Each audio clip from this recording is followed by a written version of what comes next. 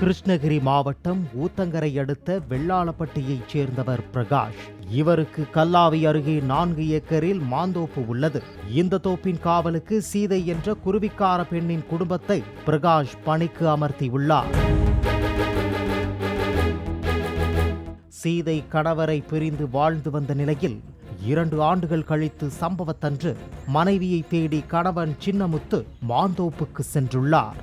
அவருடன் உறவினர்களான ராம்குமாரும் அரசு என்பவரும் சென்றுள்ளனர்.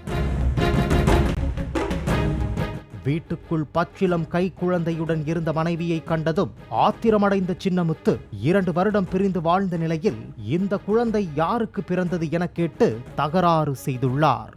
தன்னுடன் சேர்ந்து வாழ வருமாறும் அழைத்துள்ளார். வர மறுத்ததால் சீதையை கத்தியால் குத்தி வயிற்றை கிழித்து குடலை உருவிய பின்னரும் சீதை உயிருடன் இருந்ததால் அவரது கழுத்தை முறித்து கொடூரமாக கொலை செய்துள்ளார்.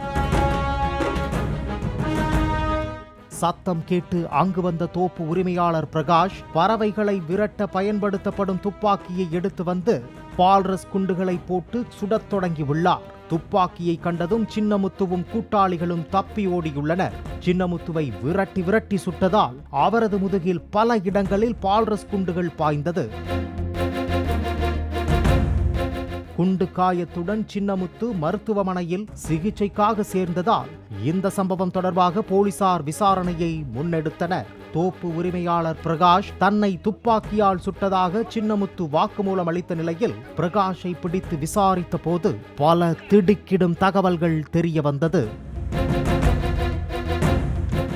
தோப்பு காவலாளியான சீதையுடன் தனக்கு தவறான தொடர்பு இருந்ததாகவும் அதில் அவருக்கு ஒரு பெண் குழந்தை பிறந்ததாகவும் தெரிவித்த பிரகாஷ் தனக்கு பெண் குழந்தை இல்லாததால் அவரை வெளியே அனுப்பாமல் தோப்பு வீட்டிலேயே வைத்து குடித்தனம் நடத்தி வந்ததாகவும் போலீசாரிடம் தெரிவித்துள்ளார்.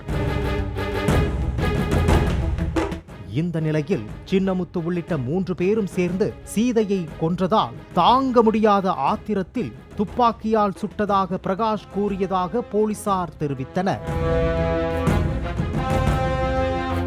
இருவேறு வழக்குகள் பதிவு செய்து பிரகாஷ், ராம்குமார், அரசு ஆகிய 3 பேரையும் கைது செய்த போலீசார் நீதிமன்றத்தில் ஆஜர்படுத்தி சிறையில் அடைத்தனர். சின்னமுத்து சிகிச்சைக்கு பின்னர் கைது செய்யப்படுவார் என்றும் போலீசார் தெரிவித்தனர்.